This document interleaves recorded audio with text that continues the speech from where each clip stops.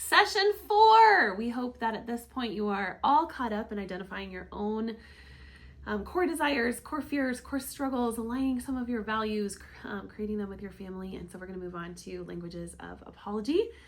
And there's 5 of them. And this was so transformative for me because there was a time where I felt like my parents are wonderful and they did so many things really wonderfully. One of the things that I didn't feel that I got a lot was an apology from my dad specifically. And after I learned the 5 languages of apology, I realized that he was apologizing just in a way that I didn't really count because my apology language was so different than his. And so I'm going to go through these with you and we'll kind of comment on those as we go. The first language is expressing regret. And so in all of the languages, you're going to say, I'm sorry, and then choose one of these 5. So expressing regret would look like, I'm sorry, you must have felt blank when I did that. So it's identifying and acknowledging the hurt and adding a little bit of empathy for the other person in your apology. Number 2 is accepting responsibility. I'm sorry, I was wrong. Number 3 is making restitution. So you're taking action to repair the damage and make it right. So I'm so sorry that I did that. How can I make this right? Which is different than I'm sorry I did that, I was wrong. And you know, somebody who needs the I was wrong statement might not hear how can I make this right as a true apology. Number 4 is a genuine repentance. And genuine repentance, typically the word repentance comes with correction for the future. So a genuine repentance is going to look like something like, I'm so sorry, I promise I won't do that again. You're making a commitment to not repeating the offense. And then finally, number 5 is requesting forgiveness. I'm so sorry. Can you find it in your heart to forgive me? Sometimes when we are apologizing or experiencing an apology from someone else, especially depending on the severity of the issue, you might use multiples of these. But my guess is you're like me and you have one specifically that stands out. So for me, when someone expresses regret over what they do or did, that is the ultimate apology to me. So if they can see that I was hurt because, that's really helpful. And I'm so quick to forgive them because I truly feel seen by them. I also naturally have empathy for other people. And so when somebody can gift that back to me, it feels like we truly can repair and restore. Versus my dad is more making a commitment not to do it again. And so, you know, instead of, I didn't hear the words I'm sorry from him a ton. Instead, I would hear, you know, if I was upset with him, he would say like, okay, well, I won't do that next time. And to me, it felt like he would negate, he didn't see me. He just was correcting him, right? Like his apology was about him and his actions. And I wanted his apology to be about me. So it actually was very healing to understand apology languages and be like, okay, he really was apologizing to me. I just didn't really know that that's what he was doing because I didn't know myself well enough. So I want to. And early in our marriage, he said the words "I'm sorry" don't mean anything, and so that was one of the reasons she didn't hear those words because he didn't think that they meant mattered. Much. Yeah, that I'm sorry. Yeah. So I want to give some examples of how this might work with in child language. Okay, so the first example is one of your kids. If you're helping them apologize to each other. Let's say that somebody breaks a toy. That happens a lot. Or steals a toy, breaks a toy. So expressing regret would look like, I'm so sorry I took your toy. I imagine that made you sad because then you couldn't play with it. Accepting responsibility would look like, I am really messed up when I broke that toy. Making restitution would be, I'm sorry, I'll buy you a new toy. Would be your apology. Genuinely repenting will be, next time I play with your toys, I'll be more careful. And requesting forgiveness would be, I'm so sorry, are you able to forgive me for breaking your toy? So that's kind of a younger child conflict example. If we move into more of an elementary age, potentially it would be like cheating in a game. We play lots of games. Siblings play lots of games. I even think about anything from a board game to laser tag. So let's say that somebody cheated in a game. Okay, so expressing regret would look like, I'm so sorry I cheated. I bet you weren't having very much fun because playing with the cheater isn't fun. That would be expressing regret. Accepting responsibility would look like, shoot, I really messed up. I know that I shouldn't cheat. Making restitution would say, you know what, I'm really sorry. How about that game doesn't count? We start over and we take away my points. Genuinely repenting would be, I am really sorry that I cheated and I'm never going to do it again. I'm making a commitment to you that I won't do it. May I have your trust back? And then requesting forgiveness would be like, I'm sorry, cheating is wrong. Can you find it in your heart to forgive me and trust me again? So the next thing I want you to do is I want you to think about how you need to apologize to your children. And I want you to just try a couple of sayings out. So I want you to take two scenarios and pause and really write these out. So the first one that oftentimes moms need to apologize to their children for is yelling at them. A lot of moms will yell. And so I want you to take these 5 examples and you write down, what would expressing regret for yelling look like? What would that apology look like? What would accepting responsibility look like? And then as you need to apologize to your child, just try one of them and see how they respond. I did this and tried this with my 6-year-old this week as I was preparing. And I said to him, I expressed regret and said, would you, I'm sorry I did that. You must have felt sad. And he kind of accepted the apology. And then I said, you know what? I will work on not yelling at you in the future. And he really lit up. And so I knew that I had struck that chord and that apology meant a lot to him. And then for my older children, I just asked them, I just read through and I said, if I yell at you, which of these responses do you appreciate the most? So you'll figure it out pretty quickly.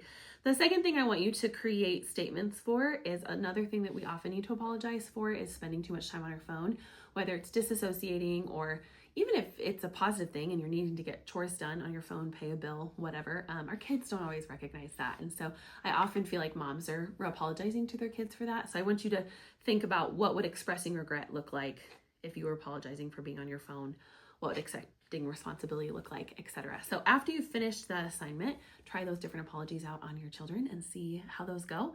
I highly recommend that you figure out your own and you figure out your husband's, because I think it'll go a long way in repairing after conflict. Good job.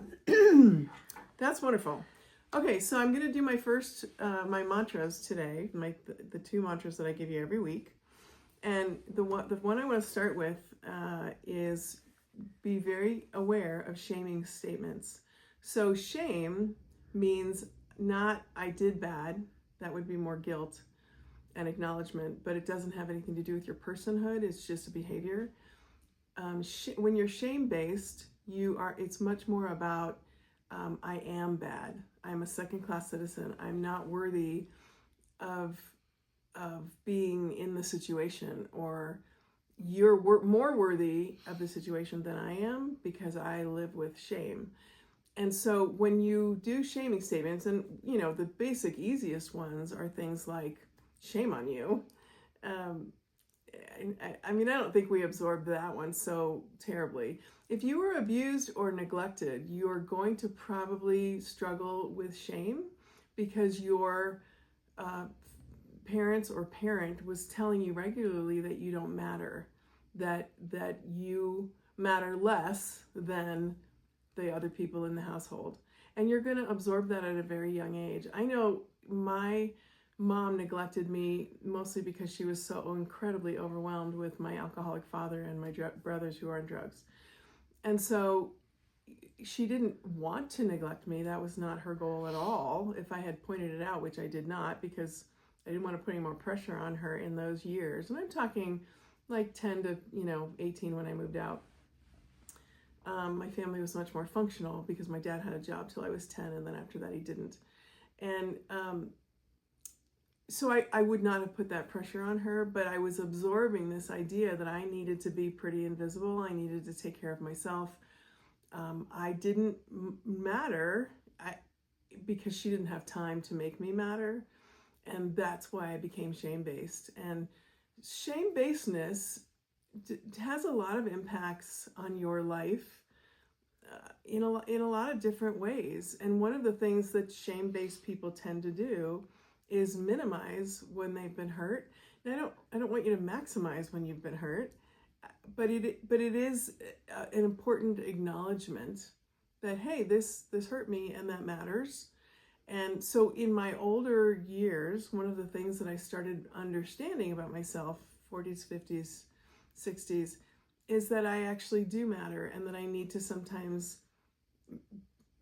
make people make me matter. And sometimes that throws people off, because for the first 15, 20 years of my adult life, I made sure that I didn't matter. That I trained people basically to neglect my needs. As long as they were good, I was good. And that wasn't always true. So it's really, really important that you be careful that you're not shaming your child, that you acknowledge. And we've talked about this in other things when we, some of the other mantras, when we say stop, like when they're in pain, stop and empathize with their pain. It doesn't have to be long, but you do need to acknowledge that they have pain. That's making them matter. And that's what I want you to pay attention to as you move forward in this idea. And if you're shame-based, it doesn't mean that you're going to shame them, but but you are going to react in a way that maybe minimizes you. And the thing about God's word is that we're all equal. The Bible's very clear that there is nobody more important than somebody else. We all have different roles. We all have different gifts and talents, and we need to find those and pursue those, and not live in shame. So the flip side of that idea is, do let them suffer natural consequences. If they do something like you warn them, if you keep doing that, you're going to break it, and then they break it, don't go buy them a new one, because they broke it, and they need to accept the fact that they chose to do that. Other natural consequences, when they're driving, if they create an accident or they do something they shouldn't have done, they should pay for the damage done, or however they can work it off, whatever. You don't have to shame them and say, oh, you're a terrible human being for doing that. No, they're, learning. We're all learning. I'm still learning. But it's more about letting them suffer the natural consequences of whatever it is that they're doing. And I do want to throw in a word for grace. There are times, and you just have to sort of figure this out along the way, where you don't have to let them suffer the natural consequences if you want to demonstrate grace to them. If you want to say to them, in this case, you should be grounded, but it's Halloween and I don't want you to miss Halloween. So I'm not going to ground you. I'm going to give you grace in this. But generally, if this was a normal day, I wouldn't, I would make you stay home from something. So especially really important things, I really, if something like that only comes along once a year, that's really important that you let them have those experiences, and whatever they've done doesn't preclude them from something that's really big. I've seen a lot of parents get so mad at their children that they'll say that, well, you can't go trick-or-treating. I think it's when they're young, that's a little bit too damaging. Now, and they threaten it a lot. Yeah, that's true too. And I hate that. And we're going to talk about that the next thing. Now, if you're a family that doesn't trick or treat, then that's the standard you've set, and that's totally fine, because you go do something else fun that day, probably, because I've known, especially Christian families, who don't want to have anything to do with a satanic holiday, and I totally get that. And so, you're going to a harvest festival, or you're going to go see a horse, or whatever it is you're going to go do. That's different, because they're not missing it because they were naughty. They're missing it because this is the standard in your family. So I want to separate those two. The next thing I want to talk about is resiliency. One of the things that I see parents doing along the way now, more so than back in the day, was not allowing their children to go through the fire appropriately. So don't make the fire too big, but going through something hard does make a child more resilient, especially if you hold their hand through it. And I really want to encourage you to help your children be resilient. There were a lot of times in my children's lives where I just knew that whatever it was hard, but they still had to go through it, and I wasn't going to rescue them from it. Now, if it's toxic, I do recommend that you rescue them from it. There were times in situations we had when the kids were growing up where like they had a coach that was humiliating the children on the basketball court. And in a case like that, I am going to pull them from that situation, because humiliation is never okay. It's never okay to make somebody feel like a zero. You know, people, especially in sports and when they're young, they're making a lot of mistakes. So you correct the mistake. You say, no, do it this way, but you don't humiliate them in the process. And I saw a lot of coaches do that. And I know a lot of coaches in college sports are horrible about that. I think it's disgusting. So help them be resilient. I gave the example of the fact in Iowa, the soil's really good. And when you don't water it for a couple of days, the roots actually go deeper to go find water, and it makes your grass stronger. So I found out in Colorado that's not true, because the roots can't get through the clay. But in Iowa, that's a pretty good example of making the grass more resilient, because it's going to go deeper. And so my husband would only water the grass a couple times a week, even when it was really hot, because he was trying to help it grow deeper. My neighbor told me you can't do that in Colorado, so it was helpful to know why our grass was dying here. But anyway, that's a good example. And then teach them how to handle hard things. So feel free to guide them in that situation. Do a lot of conversations about it. I remember when I was little, my brothers used to call me Noodle, and I, just because I was little and they were trying to be mean, and I knew they were trying to be mean, it just sent me through the roof. I remember my mom laying in bed with me saying, if you don't react to that, they're going to stop doing it. The whole reason they do it is to get a reaction out of you. And so I worked really hard to not have a reaction to that. And that was very helpful information, and they did eventually stop doing it. So the really funny thing about that story is that when I was in high school, my best friends' names were Debbie and Beth, and so we called each other Noodle, Boodle, and Doodle. And it didn't bother me when they did it, because it was in love.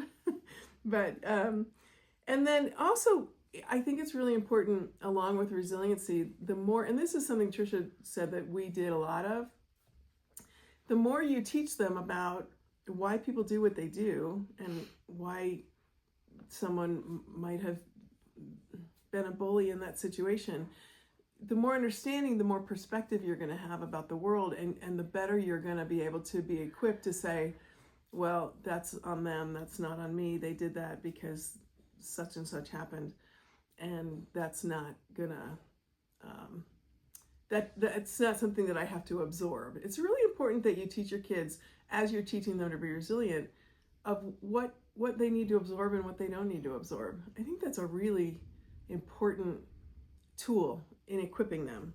Yeah, Carly has a friend right now who is really mean and just takes control of the situation and just is kind of out of line, right? Mm-hmm. And so she was kind of confused by this person. Mm-hmm. Well, the other day they were hanging out in a big group, and her mom called, and she heard how she spoke to her mother on the phone, and realized that this young girl has to parent her mother because her mother has done so much damage to her. And so then all of a sudden it made sense. Yeah. And then it was like, well, I don't have to absorb her meanness. That is a coping mechanism that she has built. And if she has to be mean to her mother, of course she's going to be mean to her friends. Yeah, right. Yeah, that's right. I remember Tricia in high school saying to me, because I always was on them about being disrespectful. I'm really big on respect, really important to me. And sometimes she would mouth off. And she came home once, and a friend had mouthed off to her. And she made the point to say to me, and I'm going to say she was 16 or 17, Mom, I'm not going to mouth off at you anymore because I see now how disrespectful that is. So it was her having that same experience that helped her realize, oh, I don't want to treat my parent like that. So anyway, that's just part of the learning that goes along the way. Moving into the practical tips of loving your motherhood, I'm going to give you 2, as I always do. And the first one is try to say yes whenever possible. I see a lot of parents who say no, and I think that they're saying no just because it's inconvenient. And I don't think that's a good reason to say no, because you want to give your child as much room to do the things that they want to do as they can. On the flip side of that, when you do need to say no, make your no count and make sure that you win on that one. So if you're going to dig in on something and absolutely no, you cannot do that, then you've got to win, even if your child is a little bit manipulative and is working towards trying to find a way to get you to change your no to a yes. If you say yes a lot, you can actually say to them, I say yes to you a lot whenever I can. In this instance, the answer is no. And I'm bummed for you that the answer is no, but in this case, the answer is no.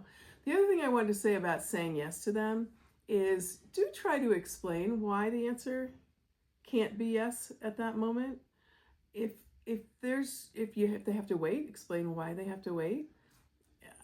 If you just can't pull that off, then there's a reason. Let them know what the reason is. I think that really helps them cope with the fact that you're still in charge to a great degree of their time, and they have to live with that. They have to handle that. I love this one. My kids have, as they've aged, have noticed that I say yes more than any other mom that they know. Isn't that interesting? Yeah. Because I think you gave me permission to. Yeah. You're allowed to say yes. Yeah, right. It's actually. And my nervous system is enough in control that I can say yes. And I find that when parents are really anxious or their nervous systems are out of control, they really struggle with this. That's probably true. That's probably really true. Okay, so the second point that I want to make is, and it's kind of a companion to that one that I just talked about, isn't saying yes when you can. You need to show your kids your strength and stability. They need to know that you're the adult and there are things that they can't handle that you can handle. Now, I'm not saying you have to be perfect. I'm not saying that you handle everything perfectly. I'm not saying that you can't show emotions, because all of those things are real, and I want you to be real. I want you to be as real as a parent as you are as a friend to somebody. But it's more about them knowing that when they can't handle something, they have a parent who can, and you're going to find a way to get through it. If you're okay, they're likely to be okay. You know how a 2-year-old mimics everything that the 4-year-old does? That's because they're practicing being human, really, is what they're doing. They don't know how to react to things, and so they're mimicking their older sibling. It's kind of the same thing. They want to know that in this situation, they're going to look to you, and how is my mom handling this? And if you're handling it in a way that's stable, then they're probably going to feel comfortable. And I'm thinking about just a situation where there might be some kind of a fear or something happened and they've never seen it before, and they're going to look at you and see how you react. And if you're all nervous about it, they're going to be nervous about it. If you're laughing about it, they're going to be like, oh, that wasn't that big of a deal. So I'm not saying you should laugh at something serious. I just think it's really important that you're demonstrating to them kind of this emotional intelligence, this idea that I'm a grown-up, and so I'm going to help guide you as to how to respond to things. And most of the time, it's not that big of a deal. We talked a little bit about yelling, and I did want to just say, I don't really think there's very many good reasons to yell. I think if the house is on fire or they're in the street, those are good reasons to yell because you're really trying to get their attention. But if you're a parent that's yelling all the time, it means you're out of control. And they know that. And they're not going to respond to your normal voice because they're waiting for you to yell at them. So I really encourage you. I was a yelling parent until she was about 8. And I made a decision that I didn't want my children to feel like they were being raised by a parent who yelled all the time. So I started to whisper. And I might whisper really intensely, but at least it wasn't yelling. And what happened as I went through that journey is that I found that I didn't even feel the need to whisper intensely anymore. I just found other ways to communicate to them. And one of the things that I would do is warn them, I am about to hear with my patience with you right now. And if you push my buttons one more time, I will probably yell, and I really don't want to do that. But that seems to be where I go. And I remember yelling at my two younger ones once about something after I had warned them. And my son said to me, well, at least you warned us. And I thought, yeah, good for me. At least I warned them that I was this close to losing it. And you do as a parent. It's just part of it. That was your line. I've had it up to here. You did that a lot. I've had it up to here. Okay, so there you go.